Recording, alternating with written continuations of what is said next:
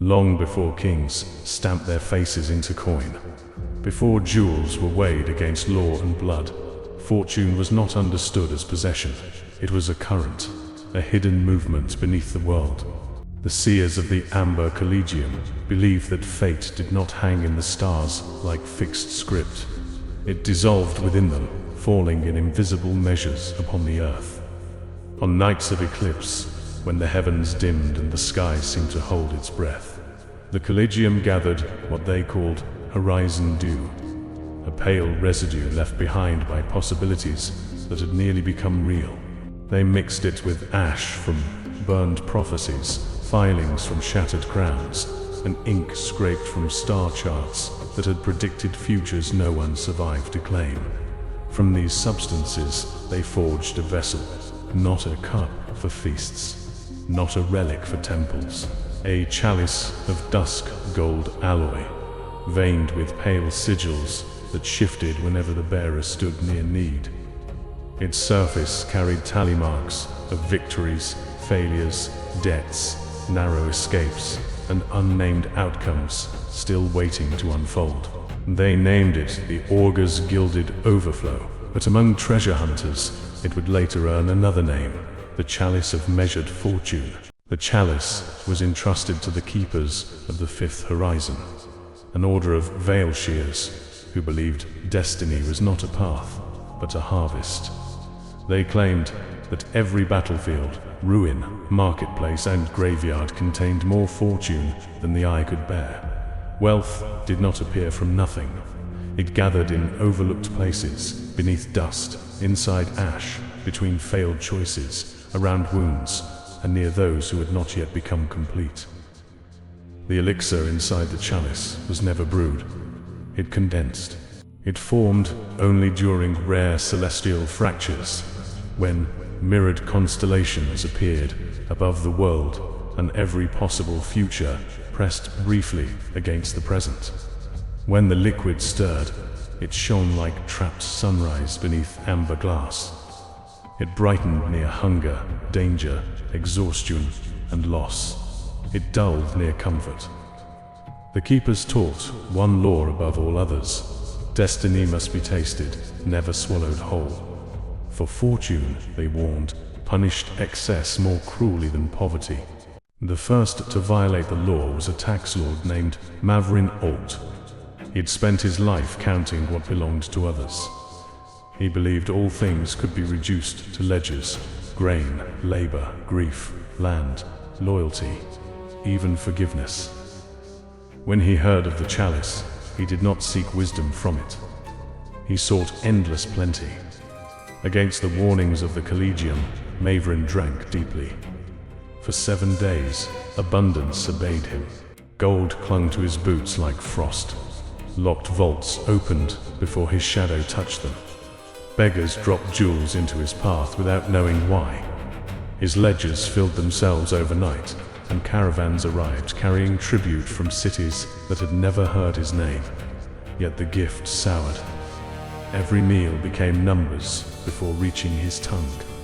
Bread turned to tallies. Wine became ink. Meat became debt. The more he gained, the less he could receive. By the 9th day, his coffers overflowed. By the 10th, he starved beside them.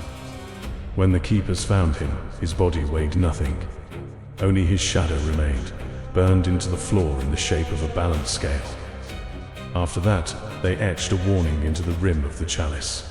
Fortune flows only while the hand refuses excess. In later centuries, scholars argued over what the chalice truly did. Some called it an instrument of prophecy. Others called it a lure for wealth. The wisest called it a mirror. The elixir did not create riches. It revealed what the comfortable never noticed. It illuminated what the keepers named opportunity density, the hidden pressure of favorable outcomes gathering in a place before they became visible. To sip from the chalice was to see where chance was thickest. A cracked wall might reveal a buried reliquary. A fallen enemy might carry a forgotten key. Dust might conceal coin. Ash might conceal relics. A weak point in armor might open at the exact moment a blade descended. Those who drank lightly found that their steps landed between dangers. Their hands moved toward what had value before their minds understood why. Their satchels grew heavier with things that had always been there, waiting to be seen. But the vision obeyed a cruel condition. The stronger the drinker became, the dimmer the glow. The fuller the body, the quieter the current. The closer one walked to depletion, the brighter fortune burned. Many bearers misunderstood the chalice and died trying to master it. Warriors fought too long on failing legs, hoping exhaustion would reveal hidden spoils. Scholars drained their arcane reserves to read meanings between unwritten lines. Kings wounded their pride, their flesh, and their kingdoms to glimpse where prosperity truly gathered. But the chalice did not reward ruin. It rewarded balance. To carry it wisely required a dangerous discipline. To remain almost restored, nearly whole, strong enough to continue, but empty enough to receive. The bearer could not be full. Fullness closed the world. Completion ended the miracle. So the true augurs learned restraint. They sipped only when breath came sharp, when strength thinned, when need opened a small hollow inside them. In that hollow, fortune could enter. The overflow despised completion, because completion left no room for possibility.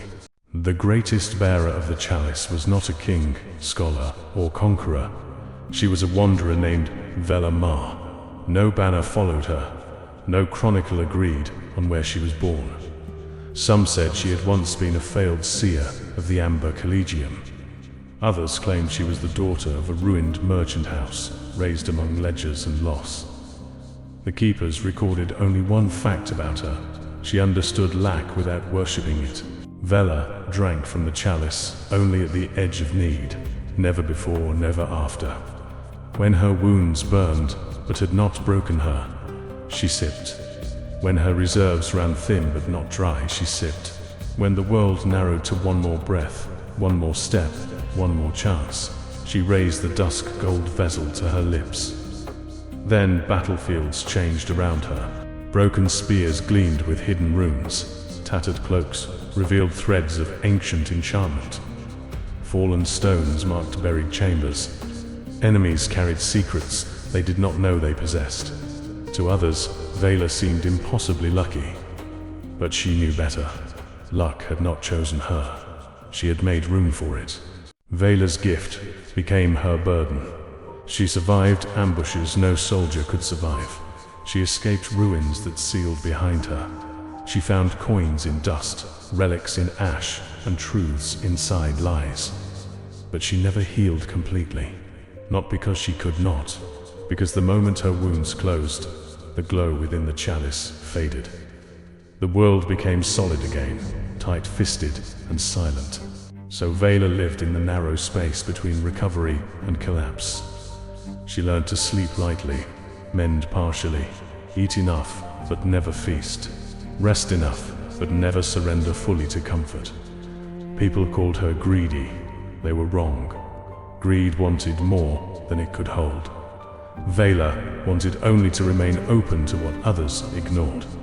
In time, she understood the deepest cruelty of the chalice. It revealed abundance only to those who still carried absence. As Vaela grew older, the chalice changed. Its glow became steadier, but its gifts became stranger. Treasures appeared already promised elsewhere. Gold came into her hands, only to pay forgotten debts. Relics surfaced beneath her feet, then demanded return to tombs, heirs, or enemies. Victories crowned her, but the crowns were hollow. She began to understand what the keepers of the fifth horizon had learned too late. The chalice did not make its bearer wealthy.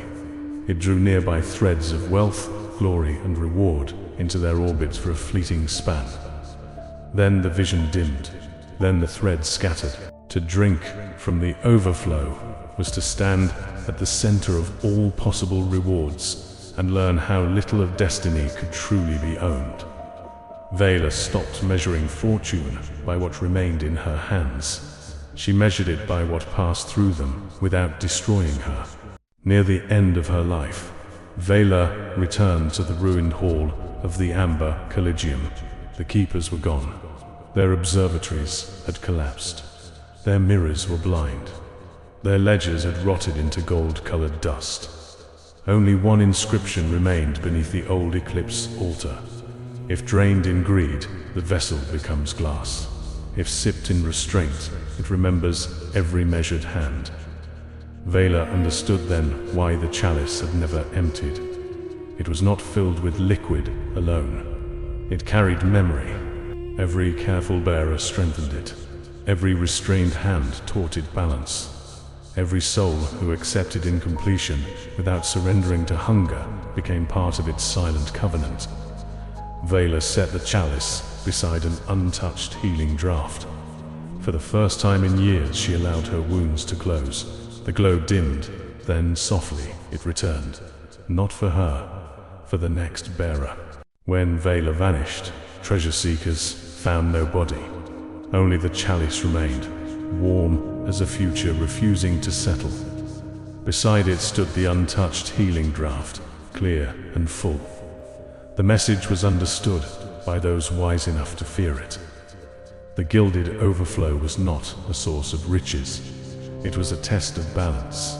Those who drank from greed became weightless, their names reduced to tallies in someone else's book. Those who drank with restraint walked away with pockets full, spirit intact, and eyes sharpened to the hidden arithmetic of chance.